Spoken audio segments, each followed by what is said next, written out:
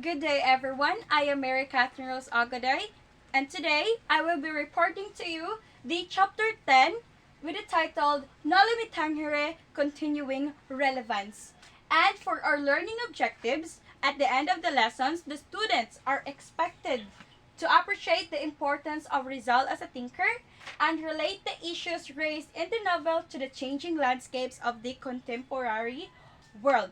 So, in this chapter, or in this report, we will explore the initial reception of the novel, the criticism it faced, the support it garnered, and its continued significance even in modern times. Good afternoon once again. Let's have our vocabulary in our topic. Censorship. The suppression of the release or publication of material deemed inappropriate, absent, political, unacceptable, or a threat to security. So censorship means is a step of spread sa information. So critic. An evaluation, analysis, or assessment of a literary, philosophical, or scientific work. So when someone looks for a book or scientific project and give helpful suggestion or comment to make it better. So sociology, the social science dealing with the study of the development, structures, and functioning of human society. So sociology kay mo ni siya ang study of how people live together in a society or how relate people to each other and also gathering information to understand why things happen. So let's tackle first the first content, which is the Noli after its first publication. So what happens to the novel Noli Me Tangere after its first publication?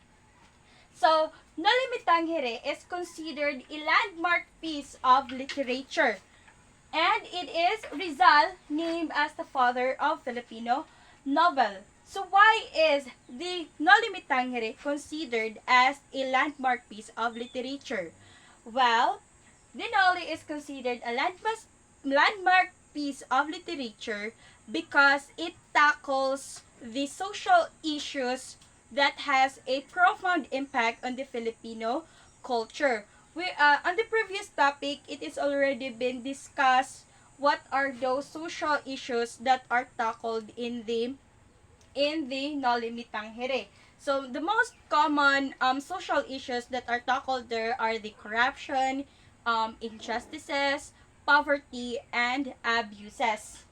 And then, who named Rizal as the father of Filipino novel? So it was Rizal Mujares who named Rizal as the father of Filipino novel. And then next, the novel generated mixed reactions upon its release in 1887, with some praising and others ridiculing it. So for now, let's have a trivia. When and where did the first publication of the novel Noli Me Tangere? Feel free to post it for 5 seconds for your answers. Yes, you are correct. It is in Berlin, Germany on March 21, 1887 na publish ang novel nga Noli Me Tangere ni Dr. Jose P. Rizal. So, the Spanish clergy and colonial officials expressed strong disdain for the novel and prohibited its circulations. So, ang mga pari, itong mga friars is they prohibited the reading and possession of the novel, considering it pernicious. When we say pernicious, it means harmful or makaruin sa usa ka tawo.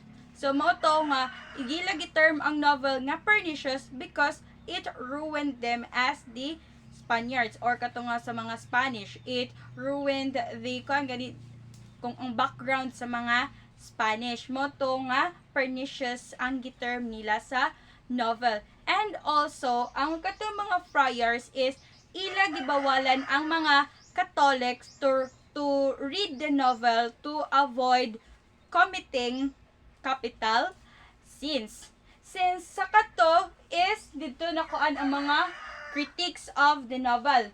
So, critics of the novel also circulated in Spain with one prominent critic calling Rizal a man of contradictions. So, when we say contradictions, it means ni kontra, means ni oppose, jud ba? So, mao na nga, kato si ang mga content nga niya na-write ni Rizal dito sa novel is ni contradict man dito sa, or para sa mga Spaniards is ni contradicto para nila. The reason why they call Rizal a man of contradictions. So, who is this man who called Rizal a man of contradictions? So, it is Vicente Barrantes. He is a Spanish academic who ridiculed and called Rizal a man of contradiction. So, si Vicente Barrantes is, he is a Spanish. So, mao to iya gitawag si Rizal nga a man of contradiction because for them, kay katong mga content nga nasuwat dito sa novel is an insult for them Spanish. Moto nga ilagi tawag si Rizal as a man of contradictions. And then, despite the criticism, the novel had ardent defenders among Rizal's peers, including Marcelo H. del Pilar and Ferdinand Blumentritt. So kung naay mga critics nga ni-ridicule ni Rizal, naasad in mga defenders. So among those defenders are those mga kaopod ni Rizal sa propaganda movement.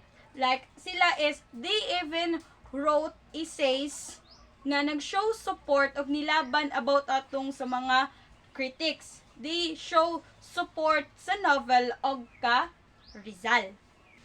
So, the Noli Me Tangere was translated into several languages including French, English, and various Philippine languages. So, the Noli Me Tangere gained international attention with translations into several languages.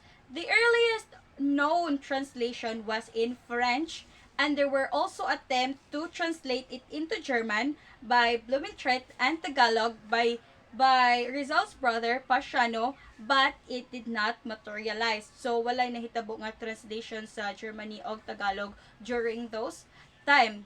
And then during the American colonial period in the early 20th century, more translations and editions of the novel were published. And the English translations was authored by Charles Derbyshire. Yes, it was Charles Derbyshire who translated the novel into English versions. So, the novel was also translated into Spanish, French, Japanese, and various Filipino languages including Tagalog, Cebuano, Waray, and Bicolano, and many more. So, so the controversy surrounding the passage of the Rizal Law in the 1950s further highlighted the relevance of the novel. So, the Rizal Law, the law mandated the study of Rizal's lives and works in Philippines schools, which sparked debates about the novel's contents and its impact in Filipino identity. So, since it is mandated naman, it means nga mas natagaan og importansya ang novels since the readers can now they are given the chance to understand what the author and the novel trying to imply sa mga readers, especially sa mga Filipino ug unsa joy nahitabo ato nga time sa Spanish colonization. So that's all for my topic about the knowledge after its first publications. So that's all for my topic, and then hope you learned something. Now I'm going to discuss the Noli and the study of a colonial society. In 19th century, espoused the national heroes' articulations of a social scientific. Syed Fard Alatas is a Malaysian national, a professor of sociology at the National University of Singapore or NUS. He is also a lecturer in the University of Malaya and the Department of Southeast Asian Studies. He also had the interest which is historical sociology, the sociology of social science, sociology of religion, and interreligious dialogue. He is also the one that described Rizal as probably the first systematic social thinker in Southeast Asia. So, ang Nobel ni Rizal is naka-attribute sa atong understanding sa colonial society and the working of Spanish empires here in the Philippines. So, Spanish empires is sometimes referred as the Hispanic monarchy or the Catholic monarch was a colonial empire governed by Spain. So, back to Rizal's novel, Rizal shows different kinds of people and how they interact with each other. So, Rizal also shows on how society was influenced by church, government, and the ordinary people. So, Rizal also believed na education is the most important na way para ma-free ang society sa problems na gikause sa colonial rule.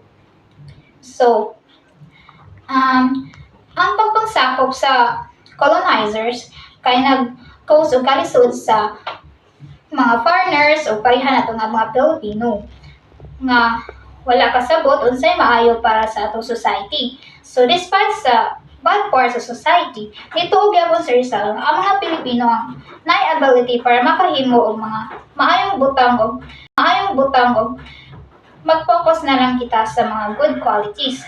So si Rizal gigamit niya ang iyang literary works para i-encourage ang mga Filipinos na despite sa mga challenges, gi-highlight gyapon ni Rizal ang positive attribute sa atong mga kababayan nga Pilipino and gi-inspire ni Rizal ang Filipinos nga create og strength o gain of empowerment and freedom.